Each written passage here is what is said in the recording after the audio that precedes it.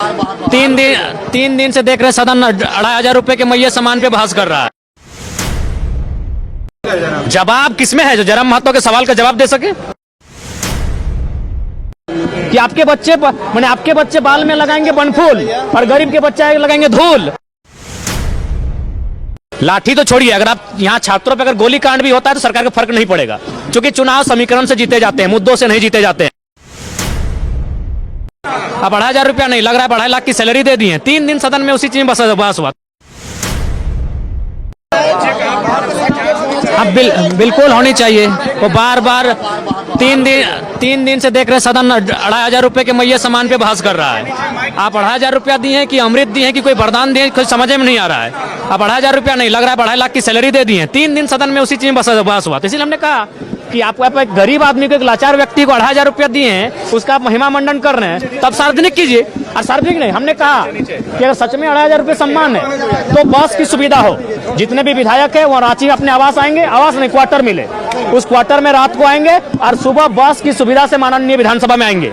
जब वो घर से आएंगे उनको टिकट मिले ट्रेन का फ्री में, वो ट्रेन में अपने नजदीकी ट्रेन में बैठेंगे और वहां से बैठ कर रांची आएंगे। रांची उनको क्वार्टर मिलेगा, क्वार्टर में माननीय बैठेंगे और सुबह को उनको बस की सुविधा हो और फिर वहां आएंगे। आप टीए लेंगे, आप यहाँ दिन में 100 रुपया का रसगुल्ला और हलवा खाएंगे और 2,500 रुपया पे महिमा मंडन हो रहा है। पूरा 3 दिन का सदन इसी पे बहस हो रहा है। जैसे आप झारखंड के 24 साल के झारखंड के लोगों को कोई वरदान दे दी 2,500 रुपया। तो आज इसीलिए हमने स्पष्ट कहा कि आपके बच्चे बाल में लगाएंगे बनफूल और गरीब के बच्चे लगाएंगे धूल और आप महिमा मंडन करेंगे। गलत बात है। जवाब किसमें है जो जन्म महतो के सवाल का जवाब दे सके? दे करे सार्वजनिक करे, तमाम 12 के 12 मंत्री पहले सार्वजनिक करे कि उनका बेटा उनकी बेटी कौन स्कूल में पढ़ते हैं, उनका फी क्या है, करे सार्वजनिक। लेकिन क्या देखिए, हम बीच में नहीं टोकते हैं। हम पक्ष क्या बोल रहा है, विपक्ष क्या बोल रहा है, हम सब सुनते हैं। और जब हम बोलते हैं तो सदन सुनता है, और हमारे बीच में कोई बोलेगा तो फिर छोड़ेंगे नहीं। बिल्कुल, क्यों नहीं दिखेंगे भाई? जवाब रहा क्यों नहीं रहेंगे? कुछ नहीं। देखिए, सरकार को भी मालूम है चुनाव समीकरण से जीत के आती है। लाठी तो छोड़िए, अगर आप यहाँ छात्रों पे अगर गोली कांड भी होता है तो सरकार को फर्क नहीं पड़ेगा, क्योंकि चुनाव समीकरण से जीते जाते हैं, मुद्दों से नहीं जीते जाते हैं। सरकार को जो वोट देने वाला पक्ष है वो एक बहुत बड़ी आबादी है। छात्रों पे गोली भी चलेगी तो छात्रों को दोषी वो ठहराएंगे और बोलेंगे हम 2029 में यही सरकार को बनाएंगे। तो सरकार को ही मालूम है, वो दिल्ली की सरकार को मालूम है और रांची की सरकार को ही मालूम है कि चुनाव मुद्दों से नहीं, चुनाव समीकरण से जीता जाता है। इनके पास वो वोट का समीकरण है।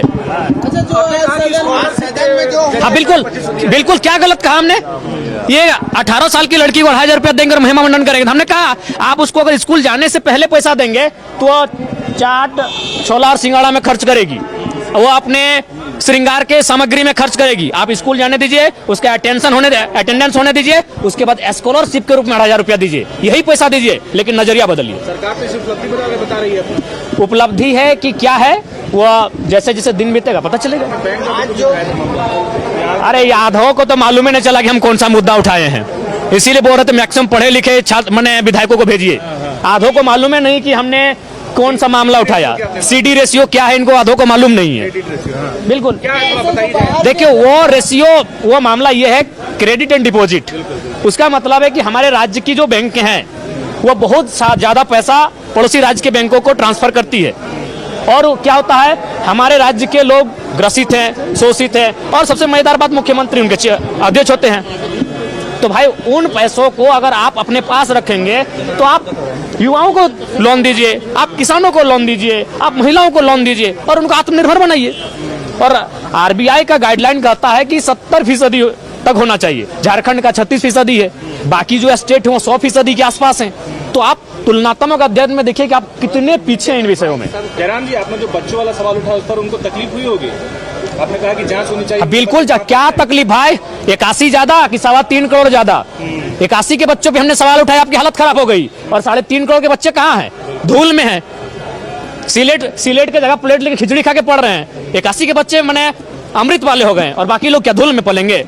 बिल्कुल जांच होनी चाहिए, तभी सरकारी सिस्टम दुरुस्त होगा, नहीं तो कोई बजट का मायने नहीं है। कोई बजट का मायने नहीं। आप कितना भी अच्छा सुंदर बजट क्यों ना लाएं, वो भ्रष्टाचार की भेंट चढ़ जाएगा। पिछला बजट का आपने भी जिक्र किया कि यूज नहीं हो पाया, फिर बिल्कुल, जब प्रथम अनुपूरक बजट यूज हुआ ही नहीं तो फिर द्वितीय अनुपूरक बजट जो लेकर आप आए हैं ये केवल और केवल मंत्रियों की शान शौकत बढ़ाने के कार्य आएगा।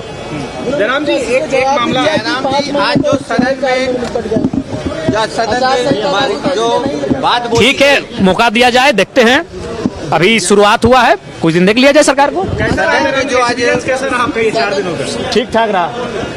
सदन में जो आज हेमलाल मुर्मू ने बोला है वो कैसे हम देखते हैं? देखिए, मेरे हिसाब से मर्यादा में नहीं थे वो, उन शब्दों से, चूंकि वे लोग माननीय हैं, वो कई वर्षों से राजनीति कर रहे हैं, उन शब्दों पे उनको परहेज करना चाहिए।